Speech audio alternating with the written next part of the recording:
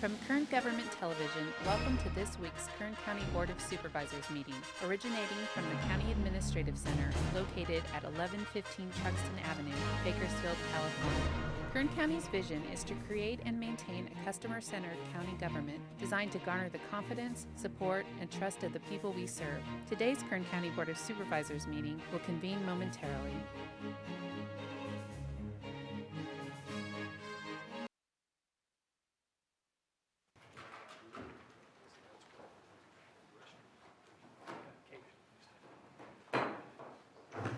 Board reconvene. Madam Clerk, please call the roll. Supervisor Gleason. Here. Supervisor Scrivener. Here. Supervisor Maggard. Here. Supervisor Couch. Here. Supervisor Perez. Here. Report on actions taken in closed session. Mr. Nations. Thank you, Mr. Chairman. Items 27, 28, 29, 30, and 31 were all agendized as closed session items. All of those were held as agendized, and there are no reportable actions coming out of any of them. Thank you. Thank you, Mr. Nations. We'll begin our review this afternoon with the review of the consent agenda. All items listed with a CA above the item number are considered to be routine and non-controversial by county staff. Consent items will be considered first and may be approved by one motion if no member of the board or audience wishes to comment or ask questions. If comment or discussion is desired by anybody, the item will be removed from the consent agenda, will be reconsidered in listed sequence with an opportunity for any member of the public to address the board concerning the item before action is taken. Does any member of the public wish to pull any item off the consent agenda? Oh, yeah, well, let me go through the items first. That'd be nice. So we know. Under hearings, items number 3, number 4 has been pulled off consent. Number 5, under departmental requests, Public Works Department 6, 7, 8, 9, 6, 7, 8, under County Administrative Office 9 through 11. General Services Division 12 to 14, and matters for executive approval 15 through 19. Number 4 has been pulled off. Does anybody wish to pull any other item off? Seeing none, I'll bring it back to the board. Mr. Chairman? Yes, sir. I'll make a motion on consent, but I want to make a comment about item 12. I just want to say thank you to Kern County Parks Department, Bob LaRue, Larry Swan, and thank you very much also to the Bakersfield Homeless Center, Mr. Gill and Barbara Paulson. Item 12 is a proposed services agreement with the Homeless Center where they will be providing the labor that will be maintaining Fraser Mountain Park. And one of these, maybe the first of its kind agreements between the county and the Homeless Center. I know you guys have done, your residents have done really good work through KernCog and Caltrans cleaning up the freeways, and people have noticed a major difference. So we hope we see the same difference in Fraser Park, and I'm sure we will. And I just want to thank you for all your hard work on that. I think this is a follow-up to referral all the way back in December of last year. So I appreciate it very much. Thank you, Supervisor Couch. We have a motion. Thank you. Looking for a second. Second. Please cast your votes. The motion is approved. All ayes. Brings us to item number 1, public presentations. This portion of the meeting is reserved for persons to address the board on any matter not on the agenda but under the jurisdiction of the board. Board members may respond briefly to statements made or questions posed. They may ask for questions for clarification, make a referral to staff for factual information, or request staff to report back to the board at a later meeting. Also, the board may take action to direct the staff to place a matter of business on a future agenda. Speakers are limited to 2 minutes. Anybody wishing to take advantage of this opportunity? Seeing none, I'll close it and bring it back to the board for board member announcements or reports. I have one. Mr. Tanner Williams of our legal department unfortunately passed away on Sunday evening. Our thoughts and prayers to the entire Williams family and to our legal counsel and the entire department. Thank you. Okay. Brings us to any other board member announcements?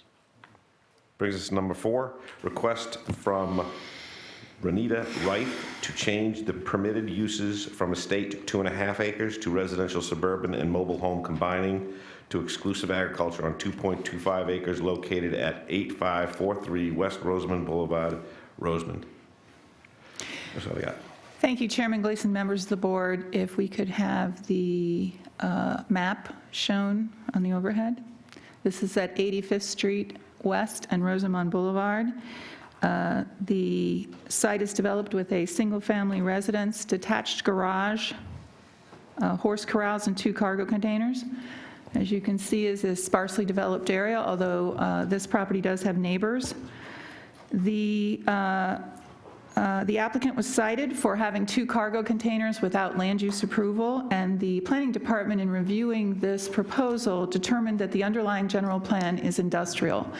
Therefore, in order to facilitate the applicants wishing to retain these 2 cargo containers, we recommended that it be rezoned to agriculture. The existing residential use, which also has the residential suburban, allows up to 9 animals already. The applicant has indicated that she does not intend to expand her animals, and because of the adjudication in the area, the well can only be used for domestic use, not commercial.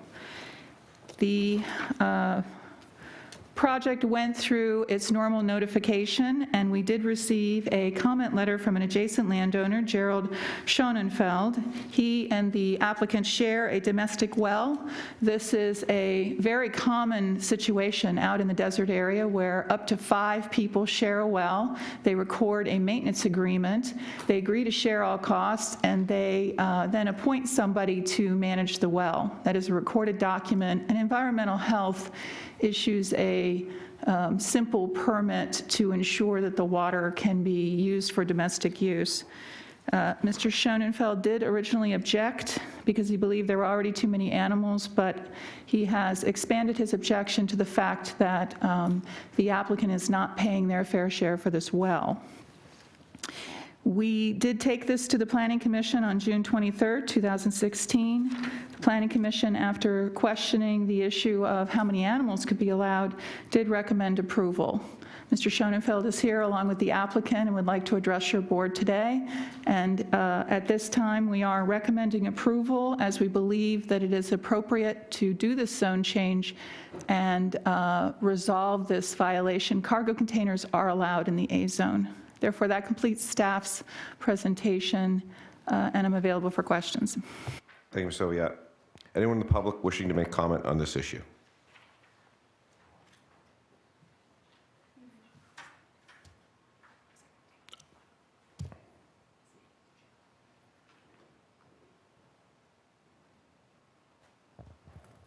Good afternoon. Good afternoon. Please state your name. Mr. Schoenfeld. Thank you, Mr. Shankfeld.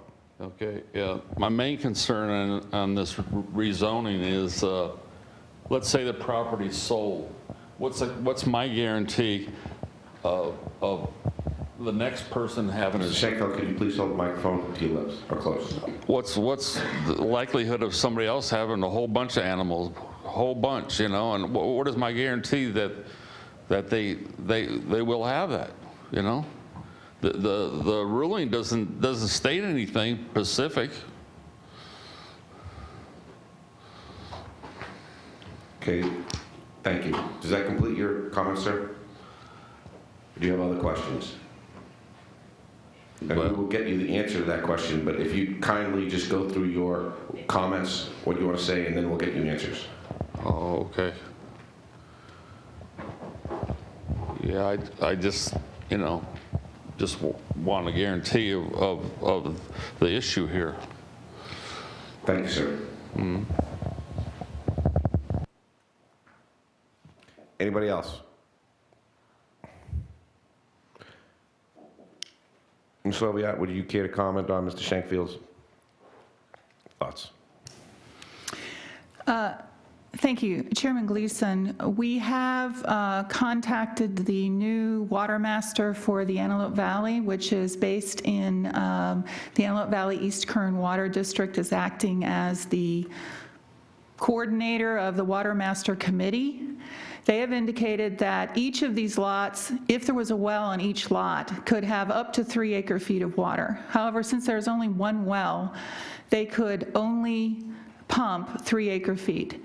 If someone bought the property and pumped more water than that, the Mr. Schoenfelder could have the right to go to the water master, make a complaint, and they are then empowered by this settlement to go and either extract additional money or otherwise cut back the amount of water that they are required to extract.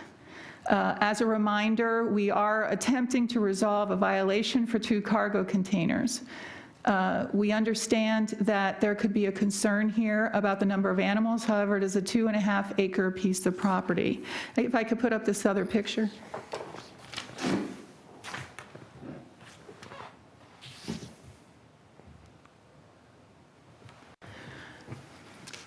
In addition, in the E district that they already have, they could have covered the entire, either one of these people could cover the entire piece of property with agricultural uses for their own personal use and pump additional water. So therefore, we do believe this is a reasonable request, and we believe that whatever concerns these neighbors have in regarding to the, which he has placed into the record about the cost of the well, should remain a civil matter. Thank you. Anyone else in the public wishing to make comment? Seeing none, we'll close the public hearing and bring it back to the board. Mr. Scribner.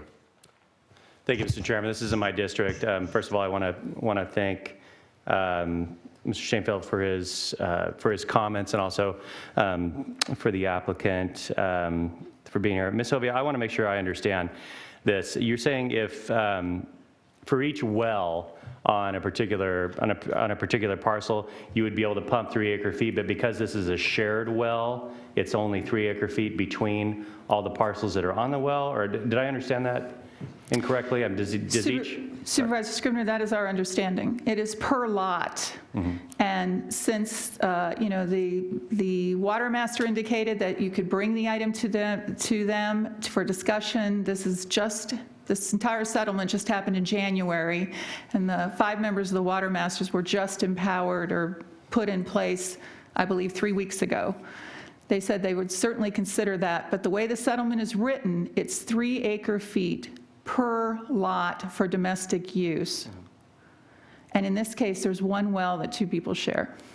Okay, and so for this, and in this case, although the recommendation is to change it to agricultural zoning, because of the conditions of the adjudication, it can only be for domestic use. You could not have a feedlot on the property or commercial agriculture growing pistachios or something along those lines. That was your point, correct?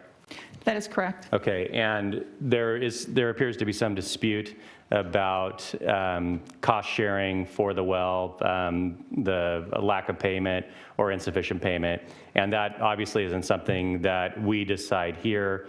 That's a civil matter that would have to be decided through the civil courts, and so it's not something for us to consider in this case.